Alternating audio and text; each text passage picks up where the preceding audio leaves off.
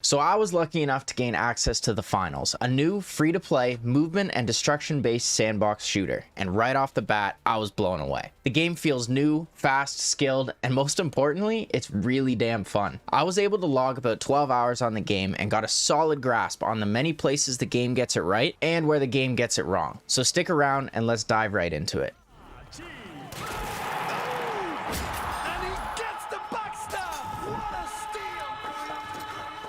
The finals operates in 4 teams of 3, all using their choice of class, guns, and abilities to secure cash out drops laid around the map. Immediately after dropping in, your goal is to secure 1 of 2 cash drops from a vault. Then find your way to a cash out where you have to guard your drop for a lengthy amount of time. If you're successful, your team is rewarded with hefty points and you move on to the next vault. However, at any point in your cash out, your drop can be stolen, thus transferring the cash to the opposing squad. It's a game mode that's wide open for different strategies, and you can attack objectives in a million different ways. Use movement abilities like the zipline or jump pad to get above a drop and try to take out the team guarding it below, or use rocket launchers and C4 from below to completely take out the floor holding the drop up entirely. My squad seemed to find the most success in skipping the initial vault pickup entirely and instead set up defenses on the cash out station and wait for a team to bring the cash to us. This is the only game mode at the moment, and while I'm hoping the full game offers a new one, there's a lot to offer with what's already here and will keep us entertained for quite a while. The beauty is that the game mode is completely set up to let you decide how you want to try to win. There's no clear-cut answer. There's plenty of room to win with good strategy and ability usage, or you're just straight up gun skill, which brings me to talking about the combat in the finals.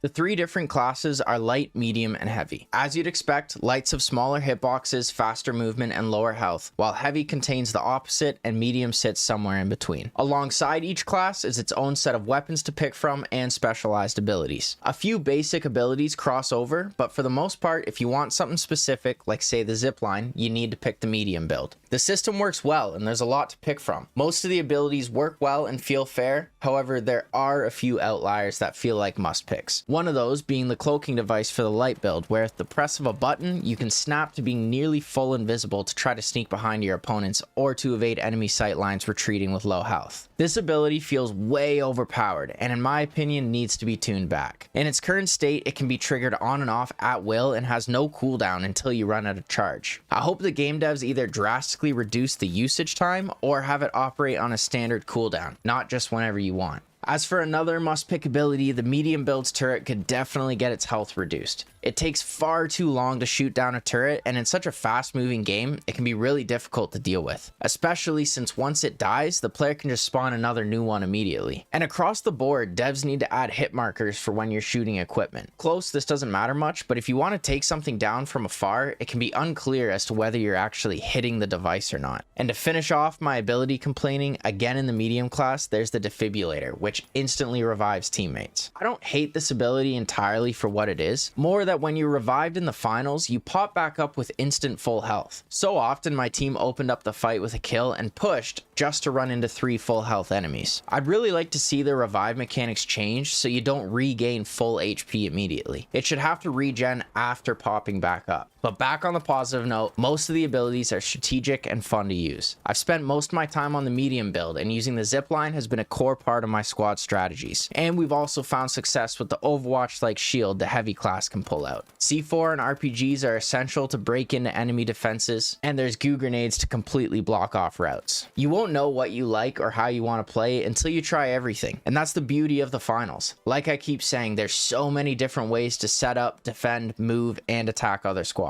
Additionally, each class has its own set of weapons to pick from, which could be the determining factor in what class you use. If you really want to snipe, light build is for you. A classic AK assault rifle resides in the medium build, or bust out an RPG with the heavy. There's 6 or 7 different weapons to pick from in each class, and overall the guns feel fairly balanced, but there are some clear winners and losers. With a brand new game, that's to be expected, and I'm sure the final launch will get a closer balance on them. Personally, my favorite weapon to use has been the revolver, which packs a really heavy punch. But let me tell you now, the weapon recoil on these guns is much stronger than what we typically see in games nowadays. Every automatic weapon has a hefty kick to it, and there's a steep skill curve to controlling the recoil at any sort of range. The guns look great, sound great, and feel great to use, but I gotta say something about the hit detection. I don't know what it is exactly exactly, but it just feels a tad off. Many other people have felt the same and have found that it seems where your bullets actually go doesn't align to your crosshairs. And it's not like a visual recoil thing, it's just straight up off. I assume this has been the root cause of so many of us feeling this way, so I hope things tighten up for launch. And to follow the great but slightly off gunplay is the once again great but slightly off movement. The movement in the finals is going to be incredible. I say going to be because all the pieces are there, but it just has to be refined. For starters, there seems to be a weird input delay on anything you do. I noticed it immediately, and in my first seconds on the game, I went right to Google to figure out what settings I needed to change. And all I really found was that many other players are saying the same thing. Once you get used to it, you stop noticing it as much, but you will feel it right off the box. I have to assume this will be fixed by launch, and once it is, we really do have some amazing movement mechanics to work with. Combining the movement tech with the movement abilities creates an incredible sandbox to navigate the maps with. I've already seen some movement junkies discovering insane tech you can use with the zip lines to do things and be places your enemies won't expect. And if you don't want to outpace your enemy, then you can always just blow up everything around them. The finals takes destruction to levels I don't think we've seen in a shooter. There's really only one rule. If it's on your screen, you can blow it up. Skill and success will come from teams' ability to combine their gun skill, abilities, and destruction to outplay their opponents. Personally, I'm really hoping the finals offers a well-produced competitive ranked mode on launch.